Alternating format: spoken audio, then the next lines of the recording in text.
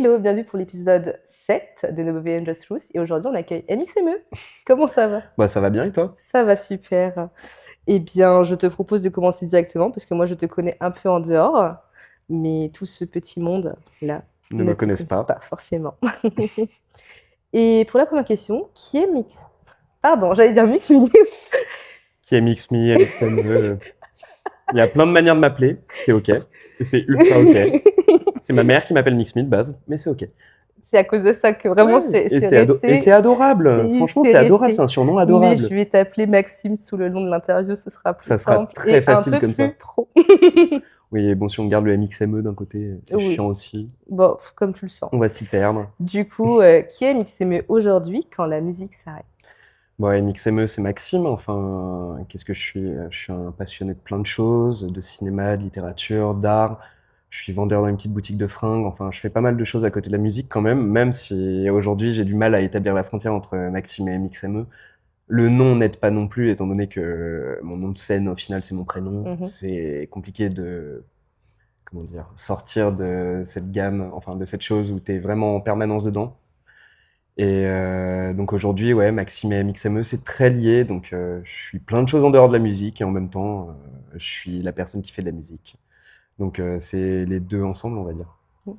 Une seule et même personne, de toute façon. Ouais, finalement, c'est ça, c'est deux faces de la même pièce, j'ai envie de te dire. Et c'est très bien. Et c'est très bien, ouais. Au départ, parce que ça doit faire longtemps, je pense, que tu fais de la musique, tu dois prod, même DJing et tout ça. Mais qu'est-ce qui t'a attiré vers cet univers? Bah en fait, ça fait pas si longtemps que ça Ok, en temporalité, on va dire que bah ça fait quoi, 2 ans et demi que je mixe. ok, je pensais un peu plus longtemps. J'ai commencé à peine début 2024. D'accord. Fin 2023, début 2024, c'était genre novembre, décembre 2023. J'ai commencé comme ça. J'ai un pote, Péchox, Ok. big up mon Pécho. Péchox qui m'a totalement donné envie en fait de commencer à mixer parce que lui mixait déjà. Et il m'a dit, vas-y, je vais essayer de t'apprendre. Et un jour, il est venu chez moi pendant une semaine à Rouen. Il est venu dans mon petit appart. Il a posé les platines et ça a été l'amour fou direct. Genre, première semaine, j'y ai passé, je sais pas, 5 heures par jour à essayer de comprendre à quoi servait quoi. Et j'étais en découverte totale en fait. J'essayais d'improviser, j'essayais de découvrir et ça m'amusait trop parce qu'en fait, de base, je me suis toujours dit que mixer, ça pouvait être mon truc. Pourquoi? Parce que j'avais des playlists ultra étendues. J'étais toujours le mec en soirée, tu sais, le mec qui veut avoir le contrôle de l'enceinte. Ce mec-là, ce mec chiant, où il va te passer des sons où tu n'aimes pas ça, parce qu'il a sa sélecta, qu'il aime ses trucs, et qu'il n'en aura rien à foutre de ce qu'aiment les autres. Et au final, bah, j'étais en mode, bah, pourquoi garder ça pour moi? Pourquoi pas essayer de mixer? Et c'est une question qui m'a taraudé pendant longtemps, parce que avant même d'être artiste, j'ai fait plein de choses. J'ai d'abord été un raver back in the days, genre mes premières soirées c'était en 2018. J'ai fait des warehouse sur Paris à l'époque où l'art techno comme aujourd'hui elle existe n'existait pas, tout simplement. Ok.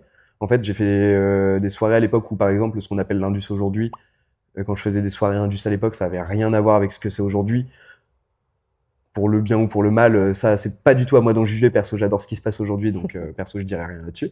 Mais il y a ce côté-là, tu sais, où du coup, j'ai découvert ça d'abord comme raver, des soirées à Paris, des festivals. Genre, en fait, j'ai découvert ça au Solidays, le festival que tout le monde peut faire en fait, qui est Mhm. ultra accessible. Et à la fin de la soirée, il y avait de la techno et ça a été le coup de cœur, genre ça a été l'amour fou direct. J'ai adoré ça, je me suis mis dedans, j'ai trop kiffé la vibe. J'ai commencé à sortir en soirée avec mes potes sur Paris, à faire pas mal d'events à droite, à gauche. J'étais organisateur de soirées après, fut une époque. Enfin, c'est un sujet que j'ai pas nécessairement envie d'évoquer, du coup je l'évoquerai pas particulièrement, mais j'ai Et c'est ok.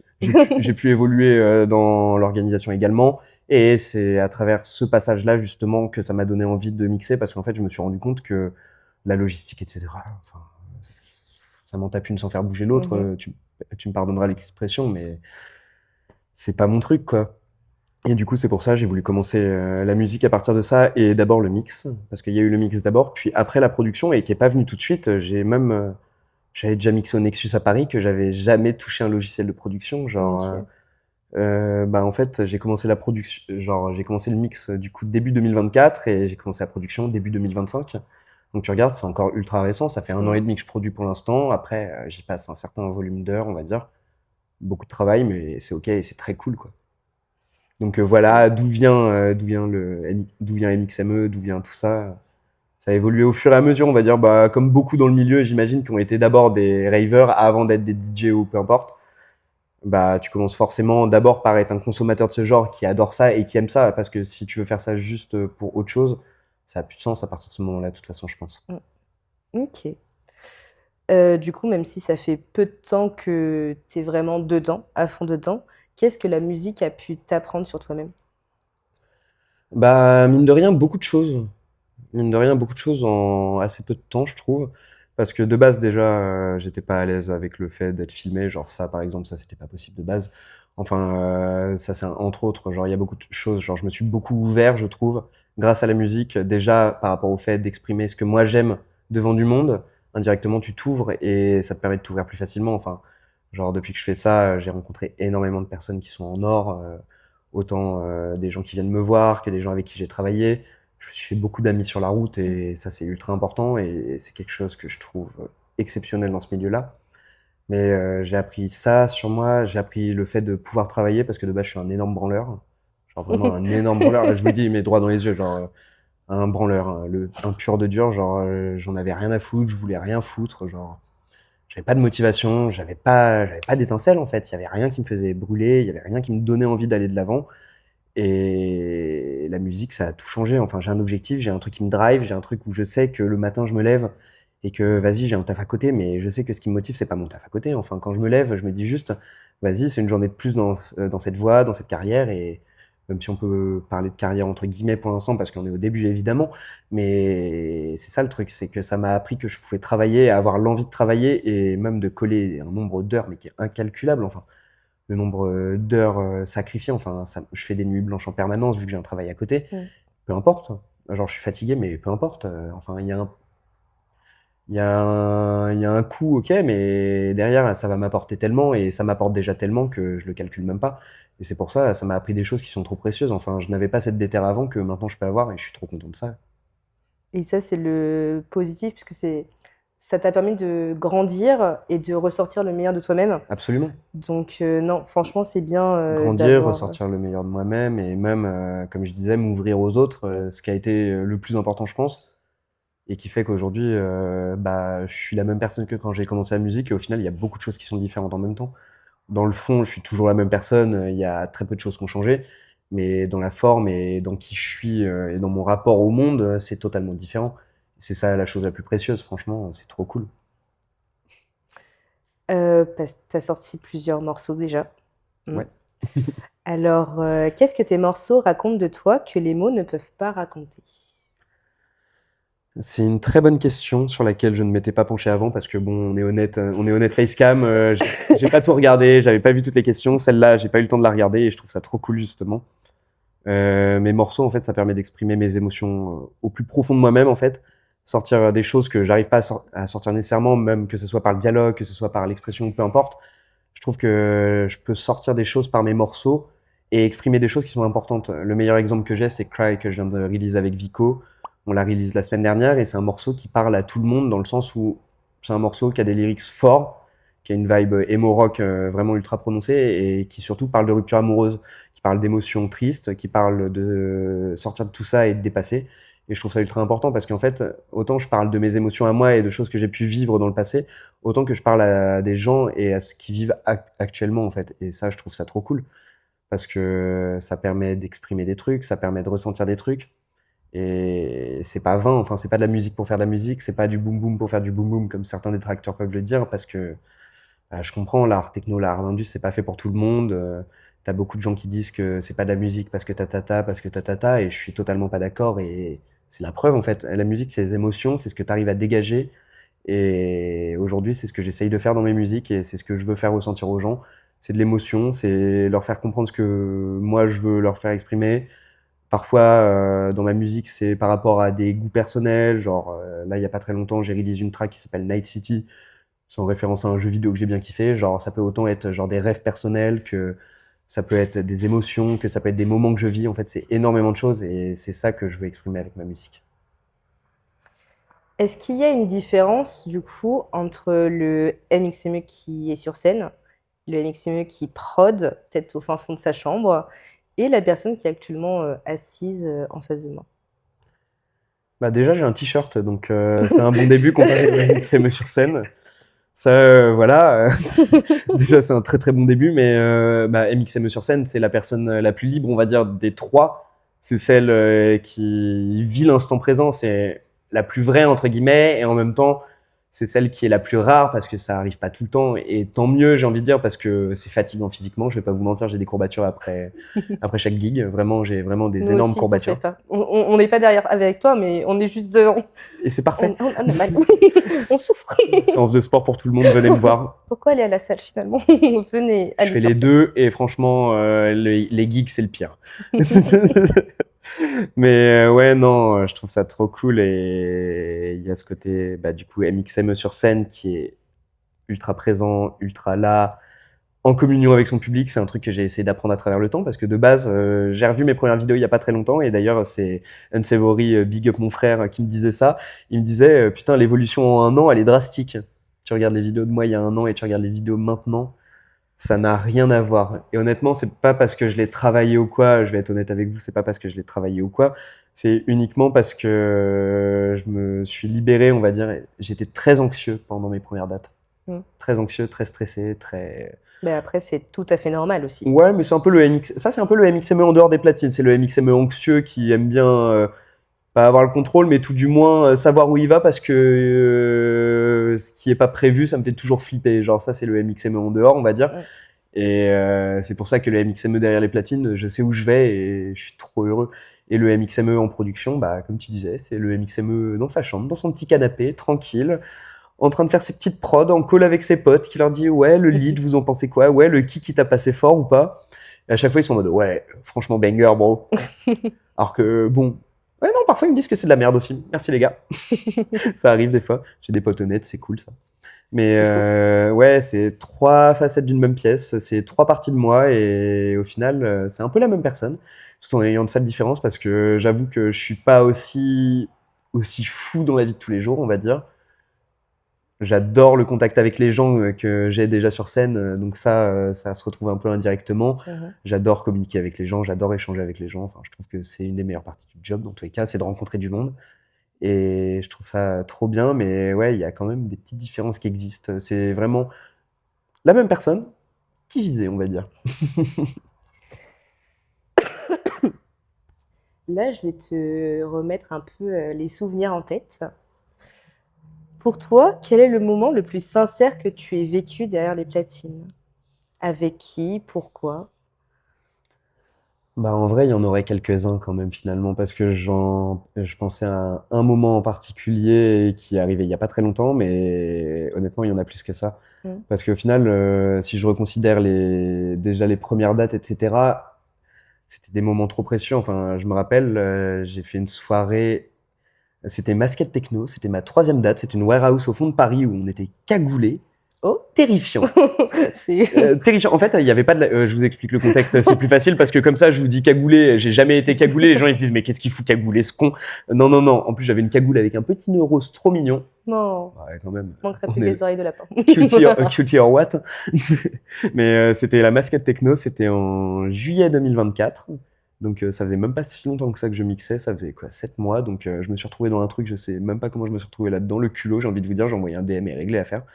Et j'y suis allé avec Péchox, où je lui ai pistonné la date. Okay. C'était sa première vraie date. Enfin, c'était sa première date tout court. C'était ma première vraie date. Et on y allait ensemble entre frères. On est allés tous les deux dans la merde. Genre, c'était la première fois qu'on mixait sur des CDJ devant 600 à 700 personnes. Il faisait 40 degrés dans le lieu. Là, en plus, avec la cagoule et tout ça. Avec la cagoule et tout, je goûtais sur les platines littéralement. Très sincère comme moment. Non, franchement, c'était trop marrant. Et de ça, je retire que des trop bons souvenirs parce qu'en fait, j'ai découvert un truc. Et c'est ce jour-là d'ailleurs où je me suis dit, c'est ça que je veux faire. Parce qu'en fait, t'as plein de DJ, tu sais, ils vont faire plein de petites dates où tu vas être devant 20 personnes pendant très longtemps. Et d'un coup, ça va grandir petit à petit. Moi, au bout de ma troisième date, je me suis retrouvé devant 600 à 700 personnes. Enfin, ce jour-là, j'ai pété un câble. Ma date, la plus grosse date que j'avais fait avant, j'avais 75 personnes. Ce jour-là, je me suis dit, c'est ça que je veux faire. Ça a été mon premier déclic. Du coup, ce moment-là, il est ultra précieux, même si c'est pas le plus émotif, tu vois, genre, mais il a sa place ultra gravée. Et sinon, il y a pas mal de dates. Enfin, par exemple, je peux sortir la première Venta. La première Venta où on avait, bah maintenant on invite des headliners sur toutes nos soirées, mais sur celle-là on avait fait que notre roster. C'était que les copains. On fêtait mon anniversaire ce soir-là. Ça, c'est devenu une petite tradition. On va y revenir juste après. C'est devenu une petite tradition à force. Limite, j'ai l'impression. Enfin, j'ai un peu de chance sur ça, je crois. C'est toujours le bon week-end, on va dire. Mais la première venta, c'était que les copains. Enfin, carrément. Je vais vous le dire honnêtement, j'ai fait des bêtises ce soir-là, j'ai beaucoup trop bu. J'ai beaucoup trop bu, je fêtais mon anniversaire, j'ai mixé dans un état pas possible, j'ai cru que j'allais même pas pouvoir mixer. J'avais ce bon vieux Kama Jimbo qui était juste derrière moi pour m'aider à mixer carrément. Je faisais n'importe quoi. Et c'est précieux, c'est gravé dans mon cœur parce qu'en fait, on a ramené un gâteau sur scène, enfin, il y avait mes copains, enfin, et c'était tout neuf à ce moment-là, enfin, et on venait de créer un truc et c'était la première. Et genre, c'est trop précieux. Enfin, tu fêtes la première soirée de ton collectif où ça fait déjà plusieurs mois que vous travaillez dessus, et en même temps, tu fêtes ton anniversaire avec tes meilleurs amis. C'est le meilleur moment possible.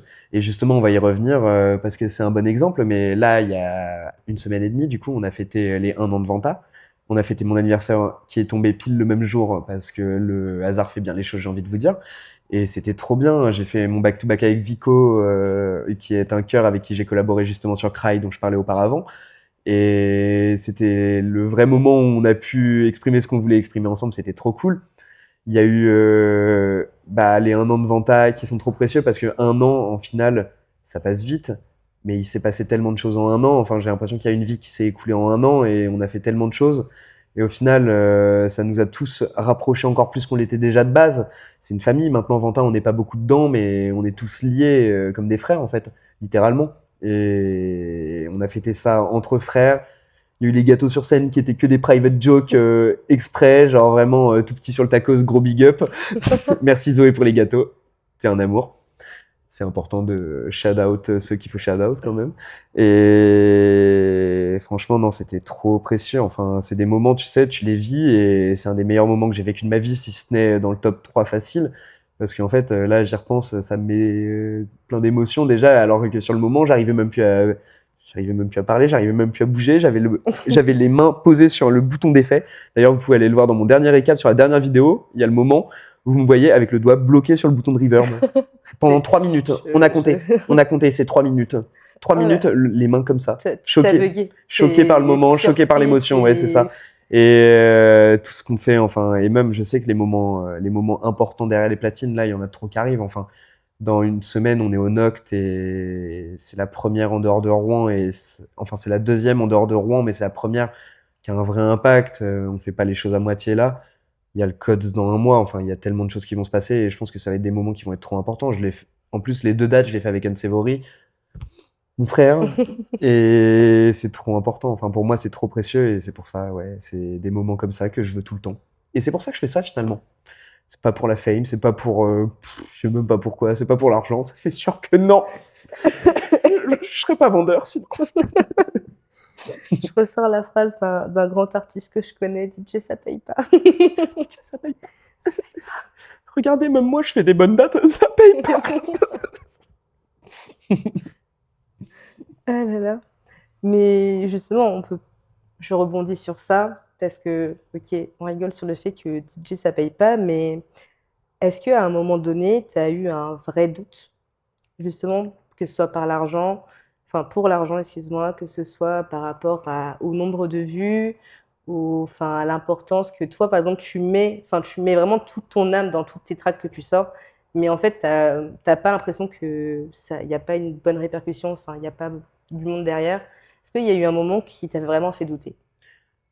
Bah, douter, c'est pas exactement le mot parce que j'ai pas vraiment douté. Je sais que depuis le début, je sais à peu près ce que je fais et où je vais et tout se passe à peu près comme j'ai envie, entre grosses guillemets, parce que bon, en vrai, faut charbonner de fou pour en arriver là et c'est ça. Mais je pense que j'ai eu des grosses peurs parfois, par contre. Déjà, j'ai eu peur avant des dates. J'ai pu le mentionner vite fait avant, mais je suis anxieux de base dans la vraie vie. Et j'ai eu des grosses phases d'anxiété avant certaines dates. Ma première date au spot, par exemple, ça va être assez marrant, je trouve, raconter parce que maintenant, il y a un peu de temps qui s'est écoulé depuis. Mais ma première date au spot, très premier degré, je mourais de stress. Je mourais de stress. On a fait un before chez des copains avant, à partir de 21h, un truc comme ça. De 21h à 4h30 où je mixais, j'étais mort de stress. Genre vraiment, c'était terrifiant et j'arrivais pas à me sortir ça de la tête. Je faisais que stresser, être angoissé, pas bien. Genre, ça me terrifiait. Et Mhm. j'ai eu ça sur plein de dates. Ça m'a fait ça sur beaucoup, beaucoup, beaucoup de dates jusqu'à il y a pas si longtemps que ça, on va dire. Ça doit faire quoi? Ça doit faire 6 mois qu'aujourd'hui je suis vraiment très à l'aise parce qu'il y a eu un moment en décembre 2025. Du coup, j'ai eu jusqu'à presque 2 dates par semaine, quasi toutes les semaines. Au mois de décembre, j'ai fait que charbonner. Du coup, à un moment, forcément, ça s'est décompté et tant mieux. Mais de base, j'avais beaucoup d'angoisse et de peur par rapport au fait de monter sur scène. Même pas parce que je doutais de ce que j'allais faire, mais plus, je sais pas, moi face au public. Enfin, de base, c'est un truc, comme je le disais tout à l'heure, je suis pas à l'aise, je suis pas nécessairement à l'aise à du monde, face à des caméras, des trucs comme ça, surtout dans une situation comme ça où je dois vendre mon truc, en fait. Mhm. J'étais pas nécessairement à l'aise et c'est venu au fur et à mesure, quoi. Il y avait beaucoup de peur sur ça. J'ai eu pas mal de peur sur, bah là, une peur récente qui m'a un peu fait flipper au final, tout va bien, c'est la peur de la page blanche. Parce que, bah, comme tout artiste, ça arrive. Parfois, t'es moins dans ta dynamique de travail, de création, t'es moins dans le truc. Et du coup, forcément, bah, t'oublies un peu, enfin, tu laisses un peu le truc couler et t'arrives pas à te remettre dedans. Et du coup, Mhm. t'as peur, à cause de cette page blanche, de pas réussir à te remettre dedans et de pas réussir à recréer et revenir au niveau où t'étais ou, je sais pas, pas réussir, en fait, à proposer ce que t'as envie de proposer. Alors qu'au final, ça se décante toujours. Faut juste vouloir y aller et pas avoir peur parce que, c'est antinomique en fait de dire Ouais. que faut pas avoir peur parce que c'est normal d'avoir peur dans ce genre de carrière comme tu disais. Il y a le truc des vues aussi. Tu peux avoir peur des streams parce que parfois tu vas sortir une track. Je me rappelle l'été dernier, j'avais sorti une track, je l'adorais. C'était ma track préférée. Elle a pris un flop. Elle a pris un flop. Genre d'ordinaire mes tracks marchent pas non plus du feu de Dieu, mais elles marchent bien. J'ai des streams, je vais vraiment pas me plaindre, surtout pour un petit artiste rouennais de base, genre et qui est même pas encore trop sorti de ça pour l'instant. Je vais vraiment pas me plaindre du nombre de streams que je fais. J'ai déjà tapé 10K plusieurs fois. Enfin, je vais vraiment pas me plaindre.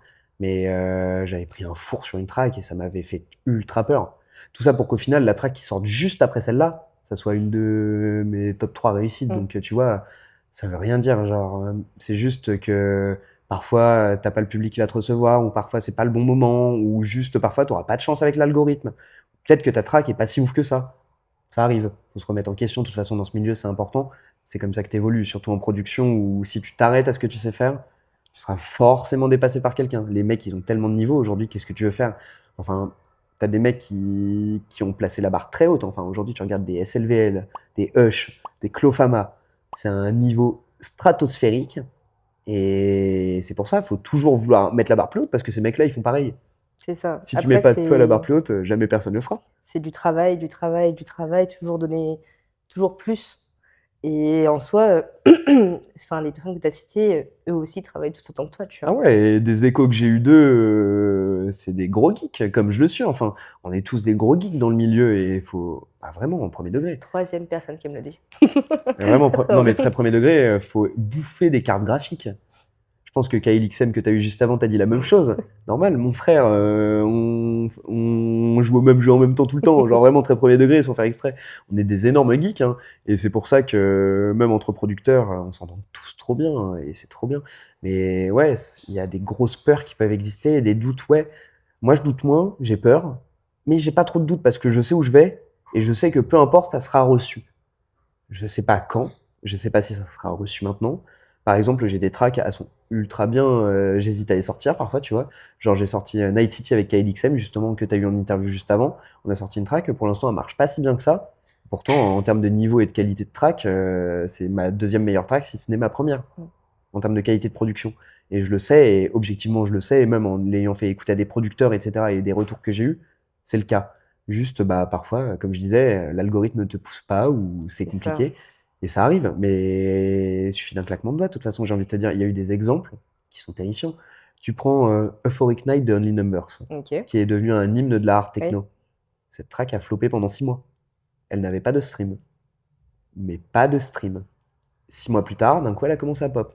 Au final, aujourd'hui, c'est la track que c'est devenu. C'est une des plus grosses tracks de l'ère hard techno et ça a de quoi l'être. C'est un banger. Mais tu regardes, c'est un banger qui, de base, stagnait à 1000-2000 streams, n'avait pas plus, ne montait pas plus, alors que c'était de la qualité. C'est pour ça, parfois, il y a des moments pour des trucs, parfois juste, ça marcherait un moment, parfois, tu as un artiste qui va DL ta track de nulle part et qui va la jouer et ça va tout changer. Il y a plein de choses en fait qui sont possibles. C'est pour ça que je doute pas trop. Je sais que ça peut arriver, je sais que ça risque d'arriver. Je suis assez en échange avec des gens de ce milieu-là pour savoir que ce que je fais, c'est pas de la merde non plus et Mhm. que je sais à peu près où je vais dans ma direction artistique. C'est rassurant et du coup, je sais qu'à un moment, ça sera reçu. C'est pour ça que je doute pas, mais ouais, ça me fait flipper. Sur le moment T, enfin sur le moment T, quand t'es dedans, t'as 2 semaines de ta release et que tu vois que t'as 1500, enfin t'as 1000 streams, t'es en mode bon, bah, qu'est-ce que ça va faire? Oui. Et c'est pas grave. C'est pas grave parce que ça peut changer très vite. Et même, je me fais pas trop de doutes parce que des dates de fou, ça peut tomber du jour au lendemain. Enfin là, je fais un code dans un mois. Je pensais que le code pour moi c'était 2027, pas 2026. Et au final, c'est été 2026. Donc c'est même pas la saison prochaine, c'est déjà C'est là. maintenant. Ouais, c'est ça. C'est ça. Et c'est pour ça que j'ai pas de doute en fait. C'est parce que j'ai des peurs sur le moment. Par exemple, là, j'ai pas eu de gig. J'ai eu un gig de nouveau là il y a 2 semaines et là c'est reparti comme en 40. Genre ça va être le bordel, il va y avoir plein de gigs. C'est trop trop bien. Mais j'avais pas eu de gig pendant un mois et demi. Et tu sais, j'avais cette petite peur de me dire bah ça va donner quoi quand je vais revenir derrière les platines? Est-ce que je vais revenir derrière les platines? Je savais que tout se préparait, mais indirectement t'as cette petite peur au fond de toi. Et c'est pour ça, j'ai pas de doute. Des peurs ouais, mais pas trop de doute en tout cas. Ok. Et ça, faut réussir aussi à enlever cette petite peur parce que toujours vivre un peu avec cette angoisse.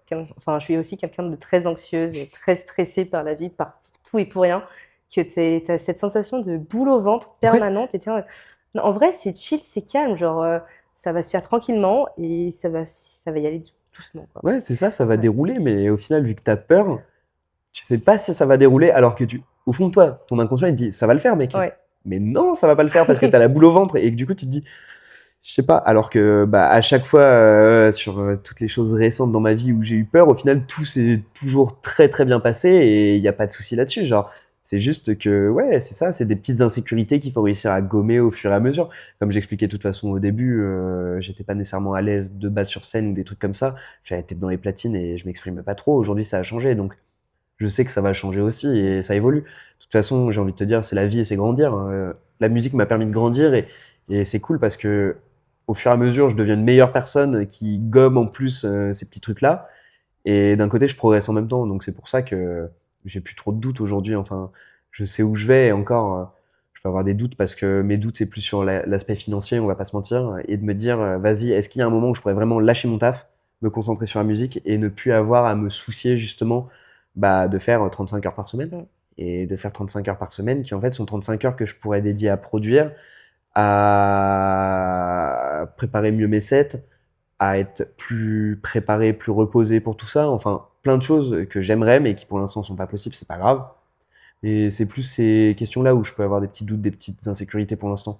Et comme beaucoup de monde dans la scène, j'imagine, de toute façon, c'est pas Ouais. évident. Enfin, il y a un certain step à passer avant de pouvoir en vivre, on va pas se mentir. Et il y a même, je pense, un entre-deux très bâtard où t'en vis quasiment, mais pas vraiment, et où tu veux te dédier à 100% à ça, mais que tu peux pas vraiment, et c'est là que c'est très compliqué. Moi, je commence à rentrer là-dedans, et c'est pas évident, mais c'est pas grave, faut y aller dans tous les cas. De toute façon, tu verras bien. Ouais.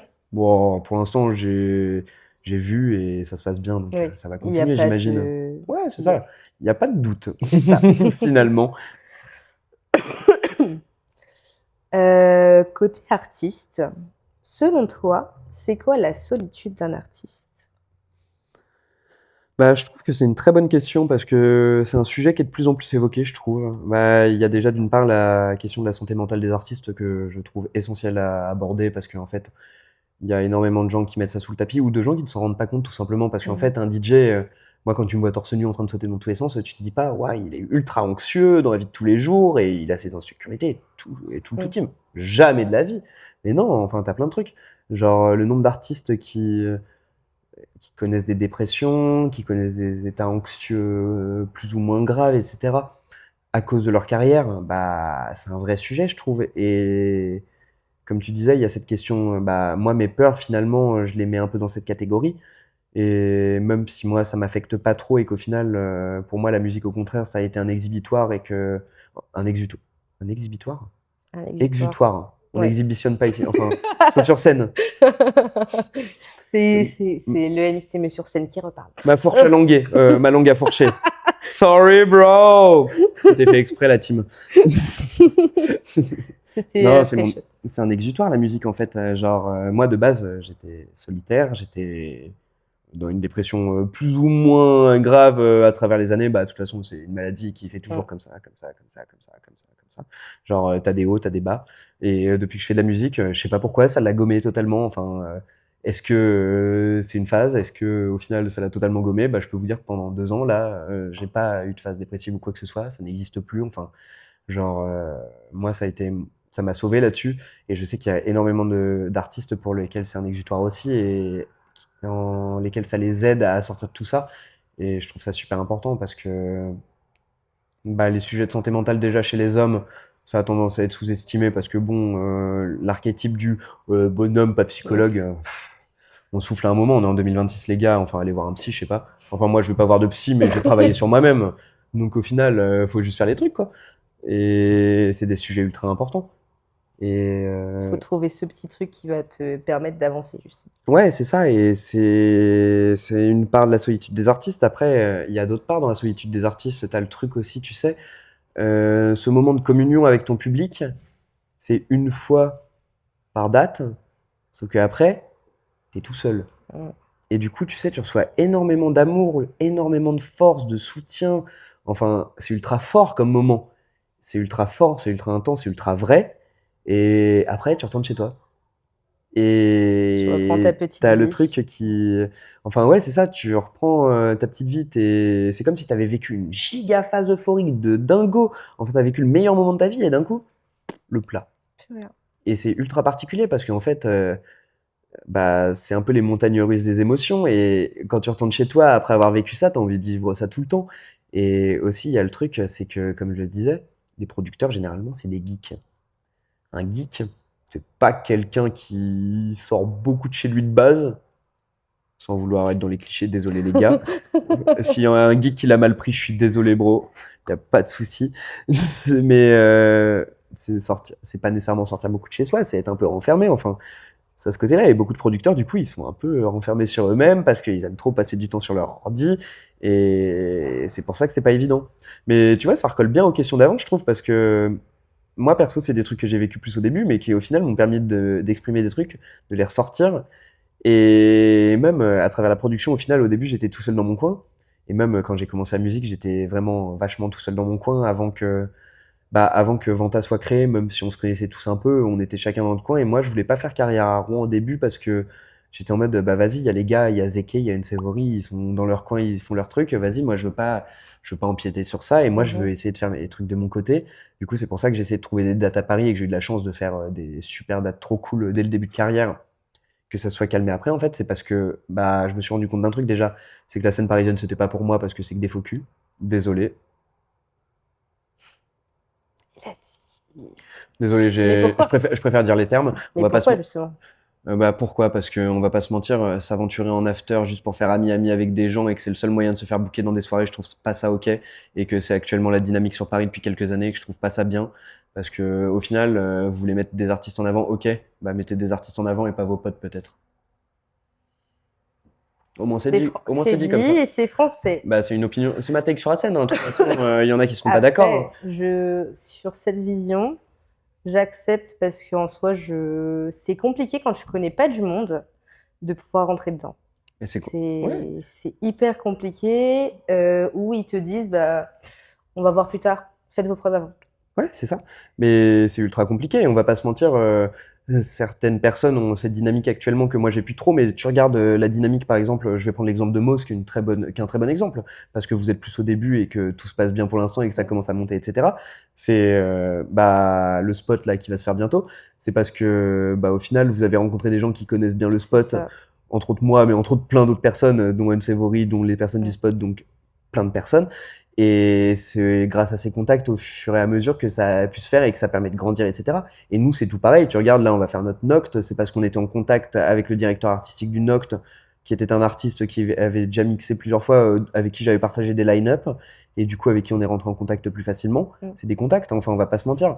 Mais moi, j'aime pas ce côté de voir aller faire le faux cul en after, à faire ami-ami avec les gens, alors que c'est pas sincère, juste parce que tu veux quelque chose. Ça, j'aime pas du tout. Et je trouve que c'est quelque chose, malheureusement, qui ronge la scène parisienne et pas du tout les autres scènes en France.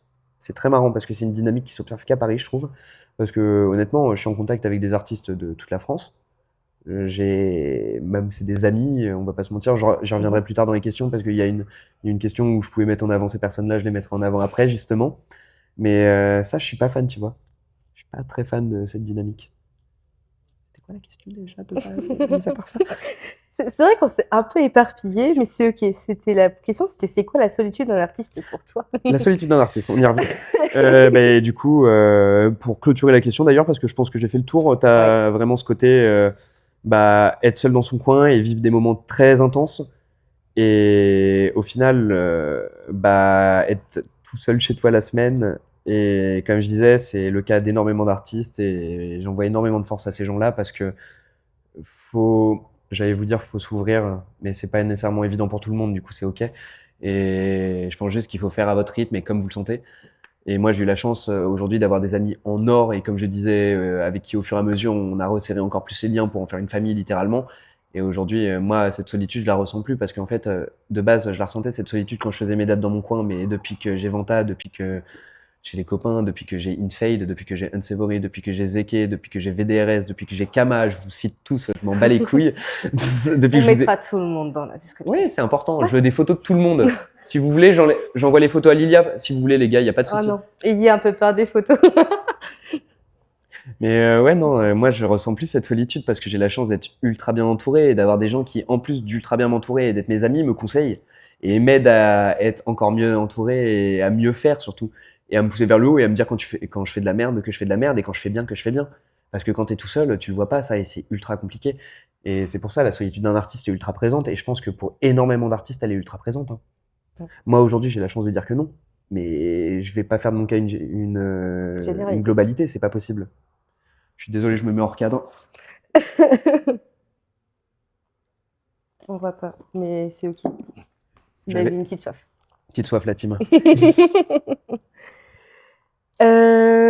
En soi, justement, quelle partie de 1, 2, 3 soleils.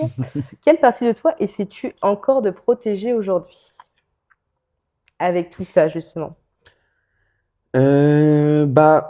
Tu vois, ça c'est une question que j'aime bien.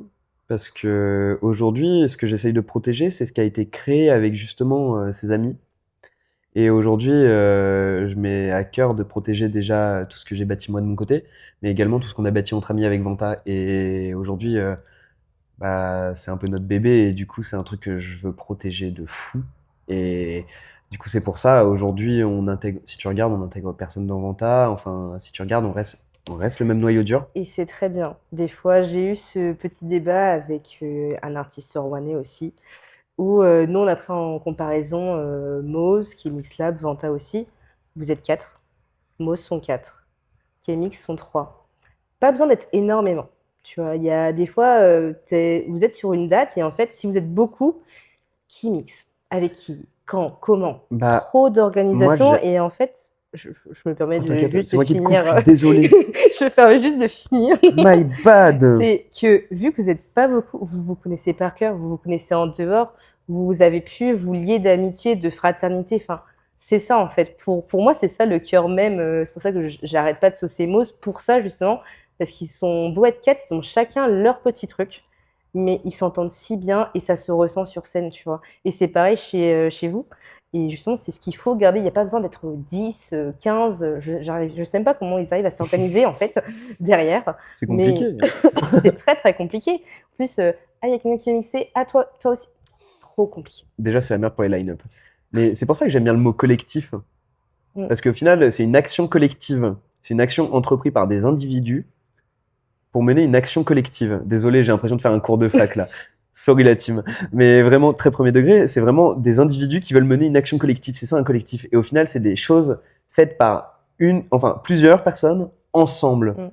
Et c'est ça que je veux protéger à tout prix aujourd'hui. C'est ce qu'on a bâti ensemble parce que aujourd'hui déjà, j'ai bâti certains des meilleurs souvenirs de ma vie avec ces personnes, enfin vraiment au très premier degré, et que ce soit pendant les soirées ou surtout en dehors, on va pas se mentir, et vraiment à 99% en dehors je pense, même si les soirées c'est incroyable, en dehors vous imaginez pas comment on est. C'est surtout ça. Mais ouais, non, ça, je veux le protéger à tout prix. Il y a ce côté-là. Euh, je pense qu'il y en a, tu vois, ils voudraient dire, ouais, je veux protéger ma vie privée ou tatata. Moi, je m'en fous. Genre, ça, premier degré, je m'en fous. Enfin, genre, je suis la même personne. Tu sais, il y a des personnes, il y a des DJ qui portent un masque. Pour moi, c'est impossible, ça. Genre, moi, je suis moi. Enfin, la personne qui est sur scène, c'est moi. Donc, Mhm. je m'en fous de protéger ma vie privée. Ma vie privée, c'est ce que je suis en train de vous montrer dans tous les cas. Genre, je me mets à nu devant vous. Et je parle pas du t-shirt cette fois, en plus. Je me mets littéralement à nu devant vous. En fait, moi, ce que je veux protéger, c'est mes convictions, c'est ce que j'aime, c'est ma manière d'être, c'est ce que je fais, c'est la musique que je veux incarner. Enfin, c'est plein de choses qui sont moi, en fait, que je veux protéger. C'est l'enfant intérieur que j'ai au fond de moi-même qui, aujourd'hui, me pousse à faire... Attends, j'ai fait une track sur Cyberpunk 2077, j'ai fait une track sur Elden Ring, genre j'ai fait un remix de Pokémon, je l'ai jamais sorti. J'ai fait un remix de Star Wars, je l'ai jamais sorti. Je veux les 2 derniers remix. J'ai un remix de Castlevania que j'ai fait avec mon petit frère. WeTransfer après. Ça peut se négocier, ça peut se négocier. Elles sont pas finies, mais si tu veux, je te les envoie. Moi, je les veux bien. Mais j'ai fait un remix de Castlevania avec mon petit frère. C'est pareil, c'est que mes rêves, enfin c'est que des trucs que j'aime trop, c'est mon âme d'enfant, genre. Tu vois, c'est parce que je m'amuse et je veux protéger aussi ce fait de m'amuser et d'aimer ce que je fais. Parce que je pense qu'aujourd'hui, t'as des gens, ils font ça, mais ils aiment plus ce qu'ils font. Je sais pas, j'ai même pas de nom en tête, je peux pas t'en citer. De toute façon, je ferai pas de name dropping. Enfin, ça sert à rien. J'ai pas à tirer sur des personnes. J'ai déjà tiré sur les orgas parisiennes avant, ça suffira. Mais Il a bien tiré en plus. Mais il a dit la vérité. À un moment donné, il y a beaucoup de personnes qui ne. Enfin, ils gardent tout pour eux. Ils ne parlent pas, alors que tout le monde, en fait, plein de gens, j'en suis sûre, ont la même vision que toi. c'est surtout que plein de gens ont des takes mais n'osent pas les exprimer. Ouais. Et c'est pas grave, les gars. Genre, Il y en a un, il va se mouiller. ouais, Voilà, faut il s'est mouillé. dans tous les cas, je me suis mouillé, c'est pas grave. Genre, ça fait plaisir. Au pire, ça fera un peu de reach en plus. Moi, j'aime bien un peu plus de visibilité. Attends, j'ai mon pote Vico qui a essayé de m'apprendre la com récemment. On essaye d'être plus à l'aise. Hein. mais... Déjà, je suis agréablement surpris de comment ça se passe pour l'instant. Agréablement surpris. Je suis pas comme ça en train de regarder mes pieds, c'est génial. Non, franchement, c'est génial, t'auras un même gratos pour la vidéo en plus. C'est à l'aise. Mais comme à la maison finalement. Mais sur la question de protéger, du coup, ouais, tu vois, c'est plus des choses qui sont en moi et les choses que j'ai créées que je veux protéger plus qu'autre chose. Genre, je m'en fous de protéger une identité ou des trucs comme ça, genre. C'est pas moi, enfin, moi je suis MXME, Maxime est MXME, MXME et Maxime. C'est les deux faces d'une pièce, comme je l'ai déjà dit 1 milliard de fois dans le truc, et c'est ça, genre. C'est pour ça, je me protège moi, mais indirectement, on va dire. Après, je me protège. Oh putain, ouais, si, j'avais oublié un petit truc finalement, j'allais clôturer, mais non. Dans ce milieu-là aussi, il faut se protéger de plusieurs choses qui sont importantes, on va pas se mentir. Faut absolument se protéger de ce milieu qui peut être vite toxique, parce qu'il y a des personnes qui peuvent être très vite toxiques. Et je ferai pas de name dropping, mais il y a des personnes mal intentionnées qui peuvent essayer de t'approcher pour tirer du bénéfice de qui tu es, de ce que tu peux faire, etc. Et ça a été mon cas au tout début. Et du coup, je trouve que c'est important d'en parler parce que des personnes peuvent être intéressées, peuvent vouloir faire soi-disant vouloir t'apporter des choses pour au final eux vouloir récolter les fruits en fait. C'est pas, enfin, ils font ça pas de manière honnête, on va dire, et je trouve que c'est important d'en parler parce qu'il y en a beaucoup, même s'il y a énormément de gens très bien sur la scène, et je pense que j'ai rencontré à 90% des gens très bien, il y a 10% de connards. Et il faut se méfier d'eux, justement. Et surtout, d'autant plus pour les personnes qui sont gentilles sur la scène. Parce que autant il peut y avoir des sales cons, autant je pense qu'il y a énormément de très gentils et que j'ai eu la chance de rencontrer beaucoup de très très gentils. Et que nous, les très gentils, je pense que c'est facile qu'on se fasse baiser et c'est pour ça qu'il faut faire attention et bien se protéger sur ça. Il y a cette phase-là où il faut bien se protéger et je pense qu'il faut aussi se protéger en soirée par rapport aux consommations et aux choses comme ça. C'est important d'en parler, c'est un sujet qui est important. Enfin, que ce soit l'alcool, que ce soit la drogue, enfin peu importe. Je vais pas dire de ne pas consommer parce que vous faites ce que vous voulez de votre corps, vous faites ce que vous voulez de votre nez, enfin vous faites ce que vous voulez, peu importe. Mais faites attention et faites attention à ceux qui vous entourent, c'est ultra important. C'est un message, on le dit tout le temps. Nous, chez Vanta, on a à cœur justement de faire ça, faire attention à ça, que ce soit même de protéger, par exemple, imaginons autre sujet, protéger les femmes qui vous entourent parce qu'il y a des agressions, peu importe. Faites quelque chose. S'il y a quelqu'un qui se fait emmerder, faites quelque chose, agissez, je sais pas. Enfin, il y a des couilles. Nous, chez Vanta, on a toujours mis à cœur ça, on le fait, on l'a toujours fait, c'est ultra important. C'est un petit applaudissement chez nous. Ouais, mais c'est important. C'est important d'en parler. C'est Tu très, regardes, très important. en fait, il y a plein de sujets où en fait, faut se protéger soi, mais il faut protéger les gens qui Les t'entourent. autres, ouais. Parce que en fait, si t'as ta copine à côté qui est en train de se faire emmerder par un mec et que tu fais rien, mais t'es qui en fait? Et est-ce que c'est ta pote même si tu fais ça? Ouais. Voilà, c'est des questions ultra importantes. C'est pour ça, je pense qu'il faut protéger aussi ceux qui t'entourent. Donc, c'était important. C'est pour ça que ça m'est revenu à la fin et que j'étais en mode, On ça, c'est va en important parler. à citer Et quand même. c'est petit Bah, c'est surtout que applaudissement, c'est très très bien mais d'en c'est parler aussi. enfin, c'est les valeurs de la techno de toute façon, Mm. et même si les valeurs de la techno se perdent, et peu importe, on parlera même pas de politisation, peu importe. J'ai pas envie de taper sur les gens, peu importe, t'es un facho, c'est ok. Je m'en bats les couilles. Genre, je fais pas ma musique pour tes idées politiques.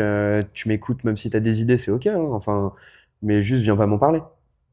Et c'est pour ça, faut toujours protéger ses valeurs, faut protéger les gens qui t'entourent, faut se protéger soi-même. Et je pense que là, on a fait le tour de la protection cette fois, et du fait de Et se encore, parce protéger. que tu as répondu à plein d'autres questions après. Ah, désolé, Alors, désolé. non, mais c'est totalement ok parce que c'est si fluide en fait. Le fait d'aborder différents sujets, en fait, quand tu réfléchis bien, tu parles d'un sujet, enfin, tu as plein de branches. C'est l'arborescence, ouais. Ouais, c'est ça. Tu as plein de branches et au final, tout revient au même sujet dit. Je C'est sais surtout plus parler. que mais ça, c'est une chose, les gens qui me connaissent dans la ville savent très bien, j'ai du mal à raconter une histoire longue. Non, mais c'est vrai, genre, je ne sais pas raconter une histoire longue, je pars toujours dans tous les sens et je m'éparpille avant même d'avoir fini l'histoire. T'en C'est fais pas. l'arborescence et c'est un peu la On même est chose. deux alors, hein, parce que moi, on me tape dessus. Je ne sais pas raconter l'histoire. Moi, ça va, Enfin, si, mais en fait, il y a plein de détails que tu aimerais bien rajouter. moi, ça va, on me tape pas, mais on me dit juste abrège! Non, moi, on me dit inutile. Inutile. On me dit quoi? Post-prod, on me dit quoi? Oh! Tunnel. D'accord, Oh! carrément. D'accord. Merci la post-prod. Mais moi, les copains, ils savent que je fais la gueule quand j'entends tunnel. Même si j'adore dire tunnel en plus. Je suis un peu vexée. Eh bien, tu as vraiment répondu à quasiment toutes les questions d'après. Mais il y en a une quand même que j'aimerais bien creuser, parce que tu en as brièvement parlé. Mais selon toi, qu'est-ce qu'on romantise trop dans ce milieu? Bah, plein de choses, je pense. Beaucoup trop de choses même. Bah, déjà, t'as un truc, c'est que je pense que le phénomène de starification des DJ n'a pas aidé. Parce que les DJ sont devenus des figures ultra populaires mais par contre, je parle pas au global des DJ, étant donné que c'est présent depuis, on va pas se mentir, ça fait 30 ans déjà que Ah t'as oui. des figures ultra populaires.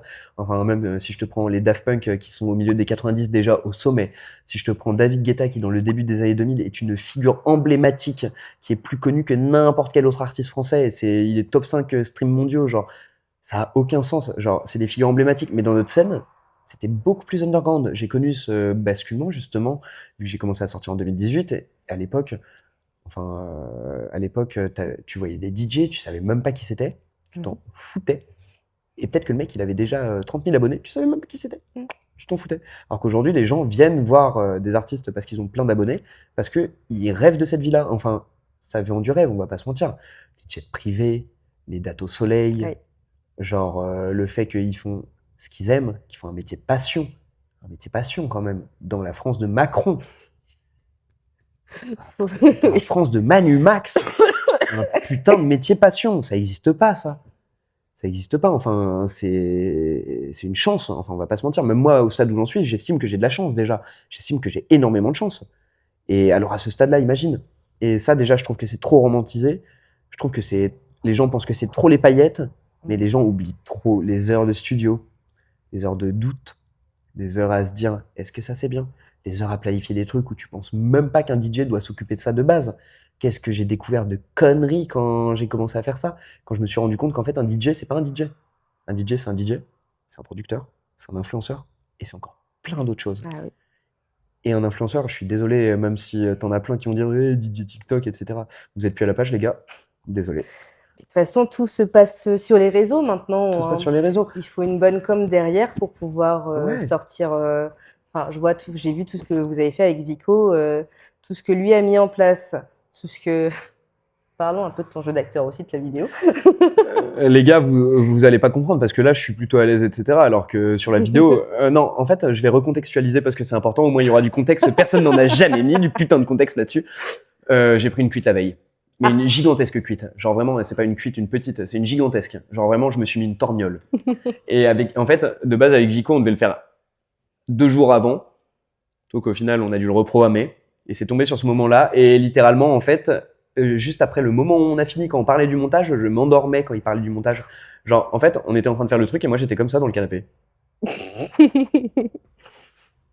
Donc, forcément, tu vois, il y a un petit contexte sur le jeu d'acteur. Ok. Même si j'avoue que par contre, pour le shooting photo, là, on peut en parler. Là, j'étais pas à l'aise. J'ai découvert un nouveau monde, mais c'est cool parce que, au final, c'est des choses qu'on oublie enfin, c'est des choses qu'on voit, mais c'est des choses auxquelles on pense pas. Et c'est un exercice qui est pas nécessairement facile, mais que je trouve ultra intéressant à faire. C'est ultra formateur parce qu'en fait, tu découvres des choses de toi, tu découvres des nouvelles choses. Et t'apprends, en fait, je trouve ça trop cool parce que même si t'en as plein qui diront que c'est pas ça être DJ, bah aujourd'hui les gars, c'est une part du métier, on va pas se mentir. Et si vous savez pas vous vendre et vous mettre en avant, vous allez jamais faire de stream ou vous allez jamais avoir de date, on va pas se mentir. Hein. C'est horrible de dire les termes, hein, et je l'ai vécu et je savais pas me mettre en avant et j'essaye encore d'apprendre à le faire.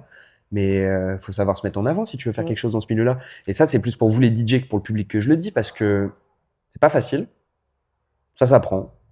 Moi perso, je détestais ça et tu vas pas me voir faire des vidéos facecam de moi tout seul. Genre pour l'instant, déjà, je poste de plus en plus de photos de moi et ça c'est un miracle des gens en story parce que on peut le noter et vraiment tout le monde, je pense, aurait pu le voir. Je n'ai jamais posté de photos de ma gueule jusqu'à il y a 2 mois max quand j'ai commencé à vraiment bosser la com avec Vico. Genre de base, je le faisais pas, j'aime pas ça. Et c'est des trucs, bah tu le sais pas. Et tout le monde se dit, waouh, c'est trop bien la vie de DJ, waouh, c'est la fast life, waouh, ils font des thunes de fou. Non, tu fais pas de thunes en plus. Ouais. Enfin, c'est plein de trucs. Et c'est pour ça que je trouve ça ultra intéressant.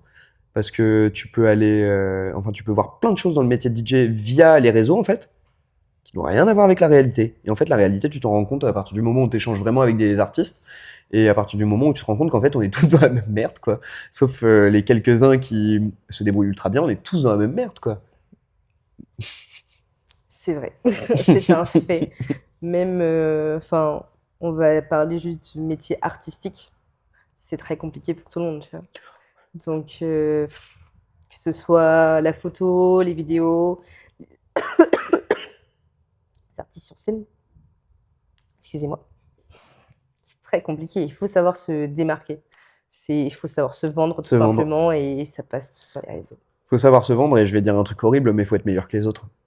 Et malheureusement, c'est pas une super mentalité, même si c'est une mentalité qui pousse loin.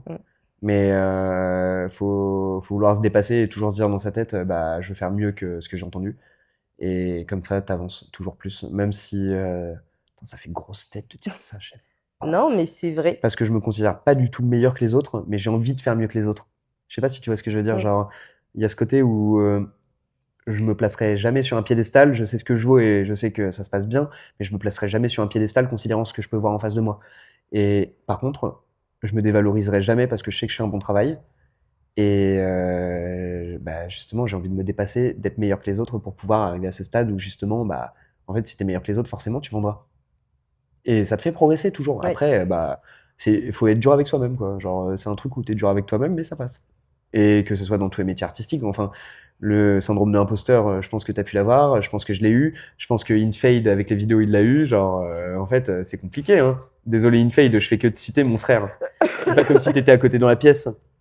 À un moment donné, il va spawn, il va faire un petit coucou à la caméra. Tu viendras faire un coucou quand même. Eh bien, c'est bientôt la fin. Mais t'en avais une, je pense, que j'aime bien. C'est celle-là. Il veut plus détailler la question. C'est comment tu vois la scène électronique aujourd'hui, c'est celle-là? Absolument. Ok, allez, vas-y, me parle. Je crois qu'il a beaucoup de choses à dire. J'ai beaucoup de choses à dire et celle-là, je l'adore parce qu'en fait, je voulais faire un gros big up à vraiment tous mes potes sur la scène. Et que... Ok, c'était cette question-là, je pensais que c'était les dernières. Ouais, c'était celle-là. Comment je vois la scène actuellement? En fait, la scène, elle est ultra intéressante aujourd'hui parce que t'as autant des énormes noms en place que des artistes qui sont en train de monter. Et ce que je trouve super intéressant, c'est que à un moment, les artistes qui étaient en train de monter jusqu'à encore très récemment, on va pas se mentir, c'était du Omax Exodia, même si c'est des énormes artistes.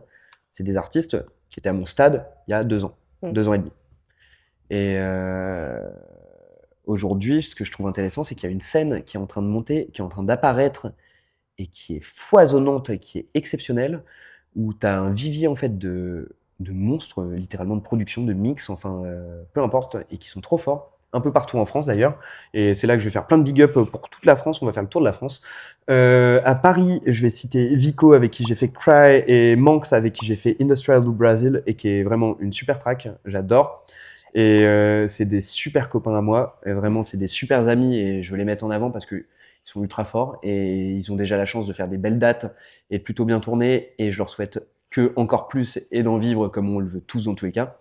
À Lille, je voudrais citer Retard Mental, mon super pote Retard Mental que j'ai pu inviter il y a pas très longtemps sur Rouen pour une date au spot où ça m'a fait trop plaisir de le voir et qui est mon frérot avec qui j'avais partagé ma skate techno. Justement, c'est comme ça qu'on Ok, s'est rencontrés, on y revient toujours. Et lui, je veux le mettre trop en avant parce que il fait quelque chose d'inédit. Il veut ramener de la hardcore et de la hardcore plutôt OG, genre de la vraie hardcore mhm, 90-2000, genre un truc qui aujourd'hui se perd et n'est plus trop produit. Lui, c'est ce qu'il produit et je trouve ça exceptionnel parce que de base, on faisait de la hard indus tous les deux et il a pris ce switch pour faire un côté gabber hardcore avec, mais qui est vraiment génial. Genre, les tracks, elles sont trop bien. Genre, là, il vient de sortir une track avec 333 CXT, un producteur allemand qui est exceptionnel, qui est un de mes producteurs préférés. Et déjà, d'avoir fait ça, gros respect frérot. Mais en plus de ça, la track est exceptionnelle. Et en plus de ça, il sait très bien, il y a une track qu'il a faite que j'adore, même si c'est pas la direction hardcore, c'était Hard Indus. Il sait qu'il y a une track à lui que j'adore. Si on descend dans le sud, je peux citer mon pote Abyss, enfin mon pote Abyss, mon frère Abyss. Thomas, je t'aime. Avec qui je fais un back-to-back au spot le 27 juin, justement, venez nombreux. on sera là. Je fais un back-to-back avec Abyss le 27 juin, et, qui est mon frérot, qui est en fait un copain d'internet de base. Ok. Genre littéralement un pote qu'on s'est fait via Insta, via les réseaux. En fait, on est devenus copains via les réseaux, à s'échanger des prods, à se donner des idées, à parler ensemble, etc.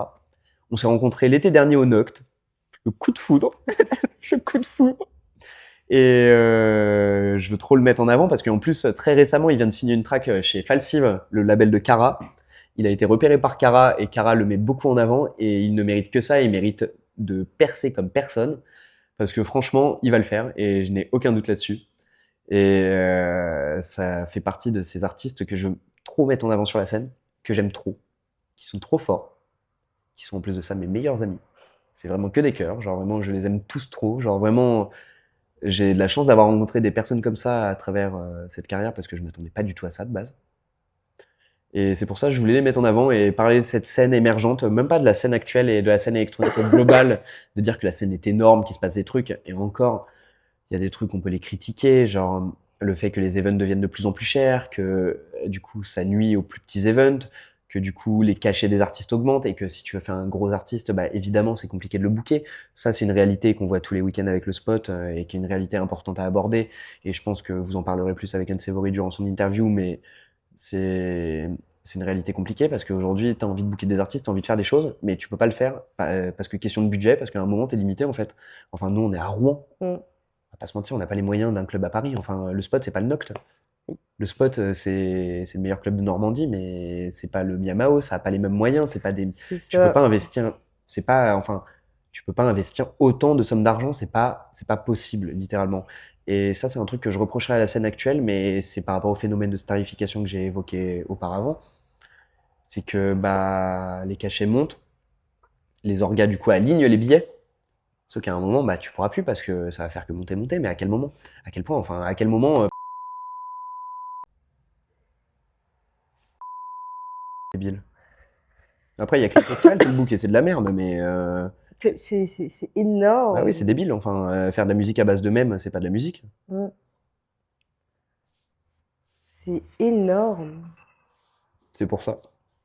Je critiquerai pas parce que moi j'aime beaucoup à cause des mêmes. Ouais, mais Bah, en fait, il sait surfer ouais, mais sur c'est tout. en fait ce que je trouve ultra triste, c'est que c'est vraiment.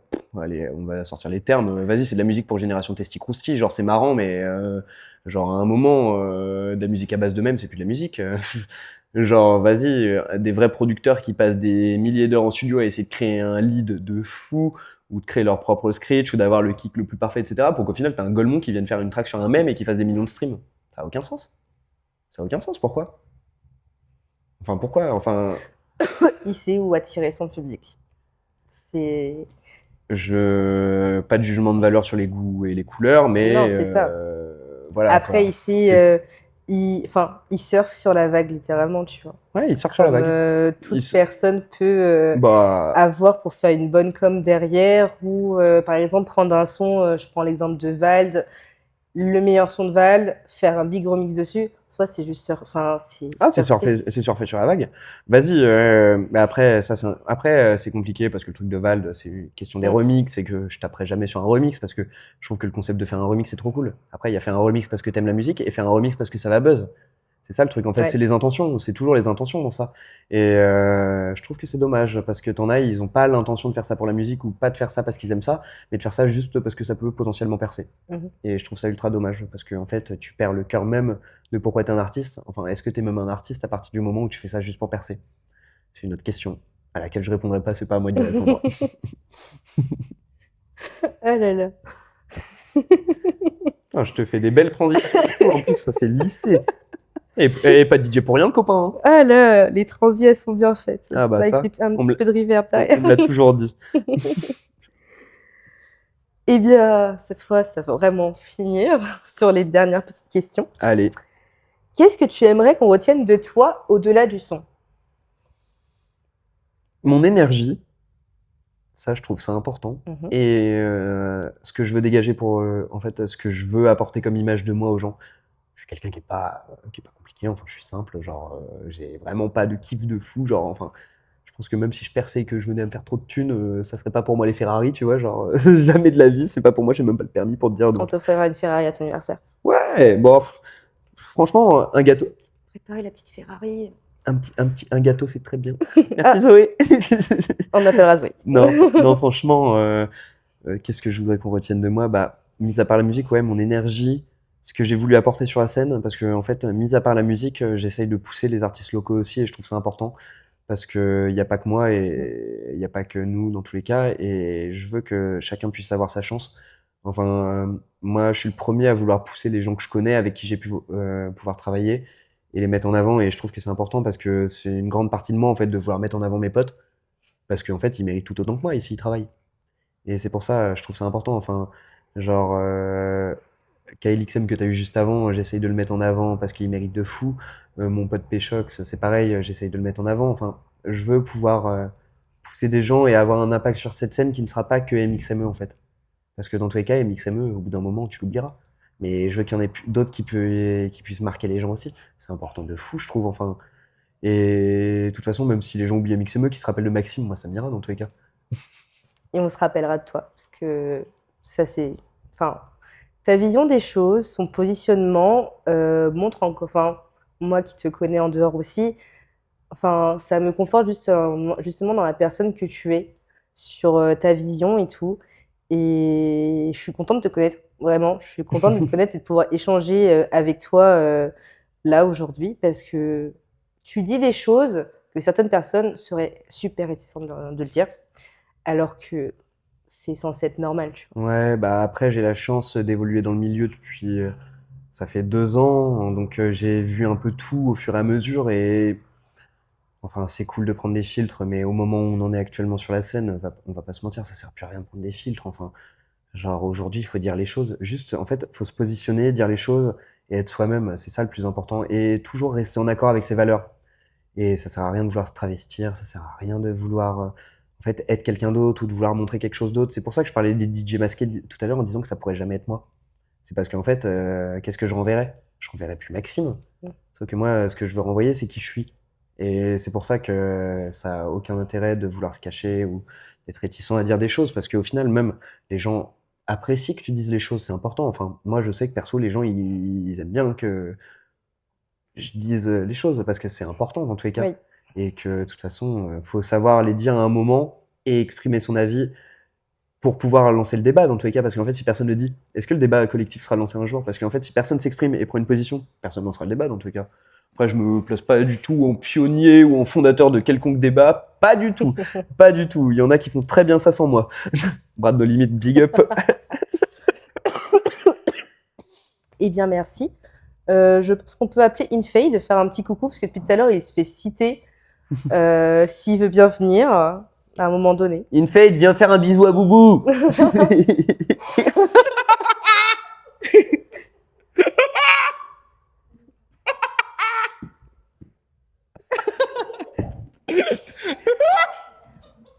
En tous les cas, vous pouvez le retrouver très bientôt parce que il arrive bientôt. Des Eh bisous. bien, merci Maxime. Bah, merci à toi. C'était Et un plaisir. puis, moi de même, franchement, j'étais très contente de cette petite interview. En tout cas, nous, on se retrouve très bientôt pour l'épisode 8, qui sait, avec un artiste tout aussi bien. Ciao, ciao! Allez, des bisous.